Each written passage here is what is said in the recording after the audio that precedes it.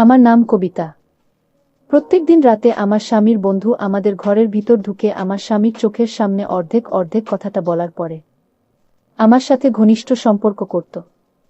আর আমি খেতে যেতাম, কিন্তু কিছু করতে পারতাম না। আমার স্বামী আমাকে অনেক ভালোবাসত।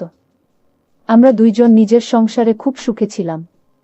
একদিন হঠাৎ করে আমার স্বামীর প্রিয় বন্ধু আমাদের ঘরের ভিতর ঢুকে পড়ল। তারপর আমার স্বামীকে বলল, তোর বউয়ের উপর তো আমার অধিকার আছে, তাই আজ রাতে তোর বউয়ের সঙ্গে আমি থাকব। আমার স্বামী তার বন্ধুর মুখ থেকে এই কথা শোনার পরে যখন আপত্তি জানান, তখন আমার স্বামীর বন্ধু বলল, মনে আছে তো, অর্ধেক অর্ধেক তো সব কিছু আমার। তারপর আমার স্বামী তার বন্ধুর মুখ থেকে অর্ধেক অর্ধেক কথা শোনার পরে আমাকে তার বন্ধুর হাতে সঁপে দিল এবং রুম থেকে মাথা নিচু করে বাইরে চলে গেল। আমার স্বামী যখন চোখের জল ফেলতে ফেলতে অসহায় হয়ে রুম থেকে বাইরে বের হল, তখন আমি তার বন্ধুর হাতে পায়ে ধরে বললাম, দয়া করে আমার মান সম্মান নষ্ট করবেন না। তুমি এটা পাপ করেছ। আমি তোমার বন্ধুর স্ত্রী। আমি তোমার বন্ধুকে মন প্রাণ দিয়ে ভালোবাসি। আমাকে ছেড়ে দাও। কিন্তু ওই শয়তান আমার একটা শোনেননি। আমি তো এটা বুঝতে পারছিলাম না যে ওই অর্ধেক অর্ধেক কথার মধ্যে এমন কি লুকিয়েছিল, যেটার জন্য আমার স্বামী অনেক অসহায় হয়ে আমাকে তার বন্ধুর হাতে সঁপে দিতে বাধ্য হয়েছিল। এই পৃথিবীতে কোনো স্বামী এটা চাইবে না যে তার স্ত্রীর সঙ্গে অন্য পুরুষ কোনো বাজে আচরণ করুন। আর এদিকে আমার স্বামীর চোখের সামনেই তার বন্ধু আমার সঙ্গে সব কিছু করত।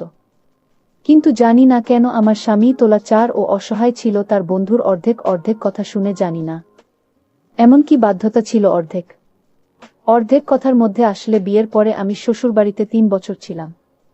2 বছর পরে আমার স্বামী যখন খুলনায় চাকরি পেল, তখন আমি স্বামীর সঙ্গে খুলনায় চলে এসেছিলাম। চাকরি পাওয়ার 5 থেকে 6 বছর পরে আমার স্বামী নিজের জমানো টাকা থেকে একটা ছোট বাড়ি কিনেছিল।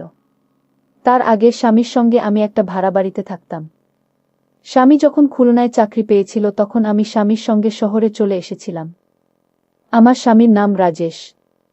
স্বামী আমাকে ভালোবেসে বিয়ে করেছিল। আসলে সে আমাকে বেশ কয়েকবার দেখেছিল। আমার বাড়ি থেকে রাজেশের বাড়ির দূরত্ব মাত্র 30 মিনিটে। বিয়ের পরে রাজেশ বলেছিল, আমাদের বিয়ের 1 বছর আগে থেকে সে নাকি আমার উপরে লক্ষ্য রেখেছিল। তারপর সে নিজে আমার বাবার বাড়িতে এসে বাবার কাছে তার সঙ্গে আমার বিয়ের প্রস্তাব রেখেছিল। বাবা রাজেশের সঙ্গে আমার বিয়ে পাকা করেছিল। কারণ গ্রামে রাজেশের খুব ভালো নাম ছিল। কারণ সে পড়াশোনায় খুব ভালো ছিল এবং গ্রামের সবাই জানত রাজেশ একদিন না একদিন অবশ্যই একটা ভালো জায়গায় চাকরি পাবে। রাজেশ যেহেতু শিক্ষিত ছিল এবং সে চাকরি পাবে, এটা ভেবে আমার বাবা রাজেশের সঙ্গে আমার বিয়ে দিয়েছিল। এবং গ্রামে রাজেশের বাবার অনেক জমি জায়গাও ছিল। বাবা ভেবেছিল রাজেশের ঘরে আমি অনেক সুখে থাকব। কিন্তু আমার কপালে যে এত কষ্ট লেখা ছিল, সেটা আমি ও আমার পরিবারের লোক কেউ স্বপ্নেও ভাবতে পারেননি। বাবা মা যখন তার ছেলে মেয়ে কোনো একটা সম্বন্ধ খুঁজে বের করে বিয়ে পাকা করে, তখন তারা এটা ভেবে বিয়ে দেয় যে আমার ছেলে বা মেয়ে খুব সুখে থাকবে। কিন্তু কার কপালে কি লেখা আছে এটা তো কেউ বলতে পারবে না। বিয়ের পরে আমি কিন্তু খুব সুখে ছিলাম। আমার স্বামী আমাকে ভীষণ ভালোবাসত, কারণ এমনিতেই সে আমাকে আগে থেকে পছন্দ করত। কিন্তু আমি তাকে চিনতাম না। বিয়ের পরে স্বামী আমাকে বলেছিল সে নাকি আমাদের বিয়ের আগে থেকেই আমাকে ভালোবাসত, কিন্তু সামনে থেকে কোনোদিন কিছু বলার সাহস পায়নি। তাই সে সরাসরি আমার বিয়ের ব্যাপারে বাবার সঙ্গে কথা বলেছিল। বাসর রাতে আমাকে উপহার হিসেবে সোনার চেন দিয়েছিল এবং বলেছিল একটু একটু করে টাকা জমিয়ে নাকি সে সোনার চেনটা আমার জন্য তৈরি করেছে। কারণ আমাদের বিয়ের আগে রাজেশ বেকার ছিল। সে তখন তার দাদার দোকানে থেকে তার দাদার কাজে সাহায্য করত এবং তার দাদা হাতখরচ হিসেবে প্রত্যেক মাসে রাজেশকে কিছু টাকা দিয়ে দিত। সে ওই টাকা থেকে কিছু টাকা জমিয়ে আমার জন্য এই সোনার চেন বানিয়েছিল। তারপর বিয়ের পরে রাজেশ যখন চাকরি পেল, তখন রাজেশের সঙ্গে আমিও শহরে চলে এসেছিলাম। কারণ বোর্ডের এটা অনেক দিনের স্বপ্ন ছিল যে নিজের টাকা দিয়ে বাড়ি কিনবে। আমাদের নিজস্ব বাড়ি আসার পরে মনে হয়েছিল জীবনের সব সুখ এবং আনন্দ আমি পেয়ে গেছি। মাঝে মধ্যে আমার বাবা মা আমাদের সঙ্গে দেখা করতে আসত। আমার বাবা তো এটা ভেবে খুশি ছিল যে আমার বিয়ে রাজেশের সঙ্গে দিয়ে একদম ঠিক করেছে, যার জন্য আজ আমি এত সুখে আছি। কিন্তু আমার জীবনে খারাপ অধ্যায় তো সেই দিনই শুরু হয়ে গেছিল, যেদিন আমার স্বামীর বন্ধু হঠাৎ করে আমাদের বাড়িতে ঢুকে পড়েছিল। সেদিন আমি রাজেশ পছন্দের তরি তরকারি রান্না করেছিলাম। সেদিন দুপুরবেলা আমি ওর স্বামী দুজনে একসঙ্গে বসে খাবার খাচ্ছিলাম এবং আমরা খুবই খুশি ছিলাম। তখন হঠাৎ করে আমাদের বাড়ির বেল বেজে উঠল। রাজেশ তখন আমার মুখের দিকে চেয়ে বলল, এই দুপুরবেলা আমাদের বাড়ি থেকে এসেছে। সেদিন রাজেশের ছুটির দিন ছিল। সেদিন সারাদিন স্বামী আমার সঙ্গে ছিল। আসলে ছুটির দিনে স্বামী আমার অনেক কাজে সাহায্য করে দিত। তারপর বাড়ির বেল বাজার পরে আমি যখন দরজা খুলতে গেলাম, তখন তাকে চিনতে না পেরে যখন স্বামীকে ডাক দিলাম, তখন স্বামী এসে তাকে দেখামাত্র এত বেশি ঘাবড়ে গেল যে তার মুখ দিয়ে কথা বের হচ্ছিল না। কিছুক্ষণ পরে দরজার ওপারে দাঁড়িয়ে থাকা ছেলেটি যখন আমার স্বামীর দিকে মুচকি হেসে বলল, কি ব্যাপার বন্ধু, আমাকে দেখে তুমি অনেক বেশি ভয় পেয়ে গেলে, আমাকে বাড়ির ভিতরে ডাকবে না? এভাবে দরজার সামনে দাঁড়িয়ে দাঁড়িয়ে আমার দিকে তাকিয়ে কি লাভ? তোমার বাড়ি মানেই তো আমার বাড়ি, তাই আমাকে বাড়ির ভিতরে আসতে দাও। ওই কথাটা বলা মাত্রই ছেলেটি আমাদের অনুমতি ছাড়াই বাড়ির ভিতরে প্রবেশ করল। আমি তখন স্বামীর মুখের দিকে হাঁ করে আশ্চর্য হয়ে তাকিয়েছিলাম, কারণ আলগা মানুষ কিভাবে আমার স্বামীর চোখের সামনে আমাদের বাড়িতে প্রবেশ করতে পারে। আমি তখন রেগে গিয়ে স্বামীকে বললাম, এই ছেলেটাকে, আর তার সাহস কি করে হলো আমাদের বাড়ির ভিতর এভাবে প্রবেশ করার? তুমি তাকে কিছু বললে না কেন? রাজেশ বলল, এটা আমার ছোটবেলার বন্ধু, এর নাম হচ্ছে সুনীল চক্রবর্তী।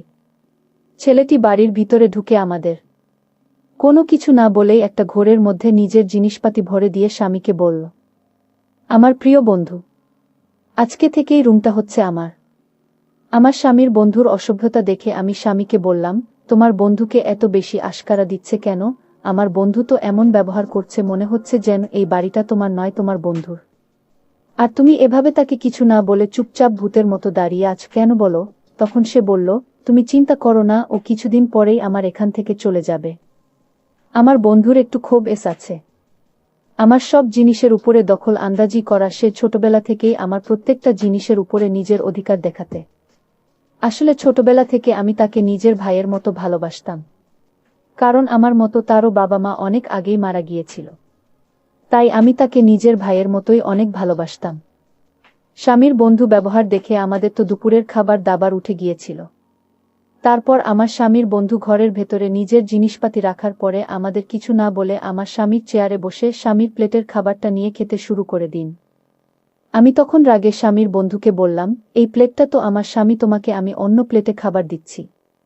আমার স্বামীর বন্ধু বলল, না না, প্লেট আলাদা করার কোনো দরকার নেই, আমরা সবকিছু অর্ধেক অর্ধেক ভাগ করে নেব, তাই এই প্লেটের খাবারটা আমরা অর্ধেক অর্ধেক খেয়ে নিতে পারব।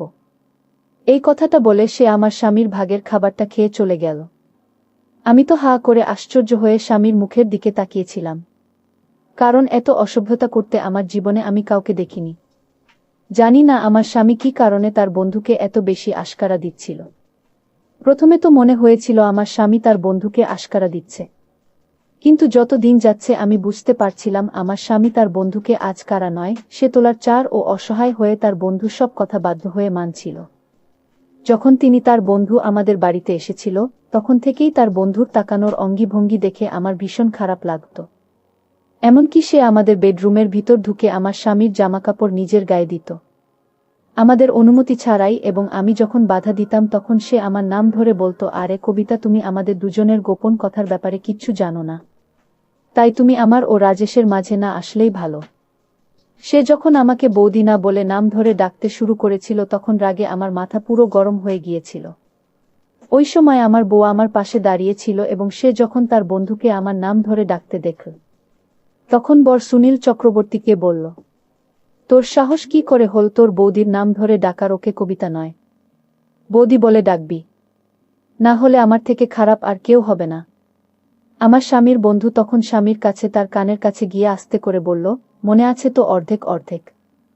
সে যখন আস্তে করে আমার স্বামীকে অর্ধেক অর্ধেক কথা বলেছিল তখন আমি শুনতে পেয়েছিলাম এবং না পেরে স্বামীকে পার্সোনাল ভাবে জিজ্ঞেস করেছিলাম যে, তোমার বন্ধু প্রত্যেকটা কথা অর্ধেক অর্ধেক কেন বলে?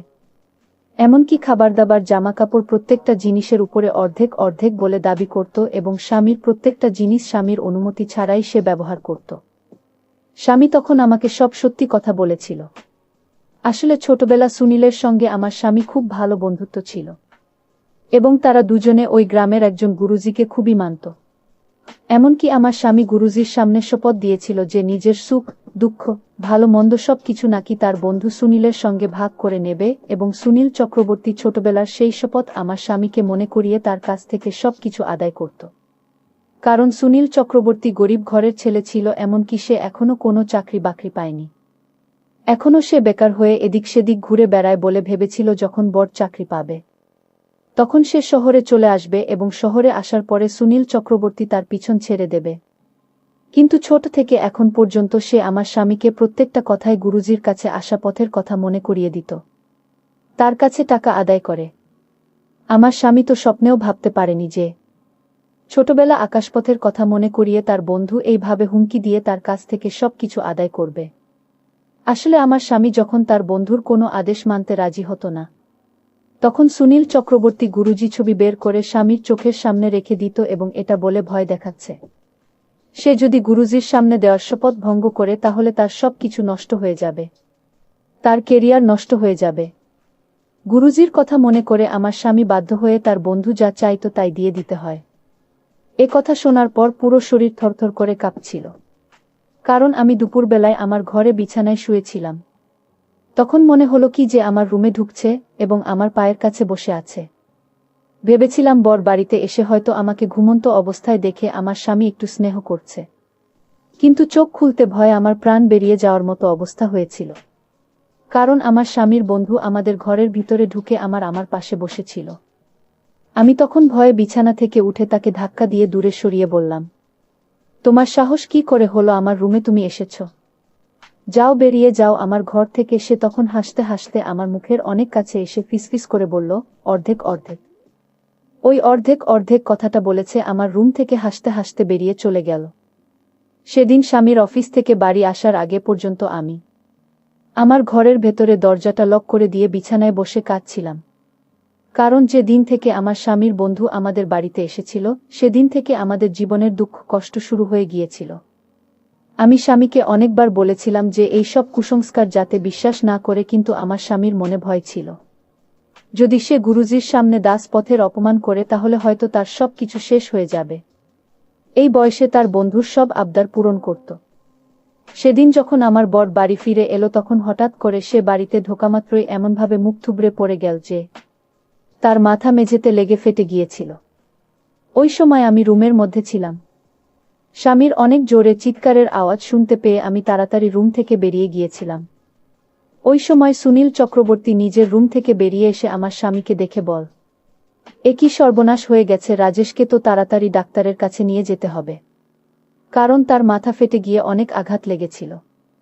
তাই বাধ্য হয়ে আমার স্বামীকে সুনীলের সঙ্গে করে ডাক্তারের কাছে নিয়ে যেতে হয়েছিল।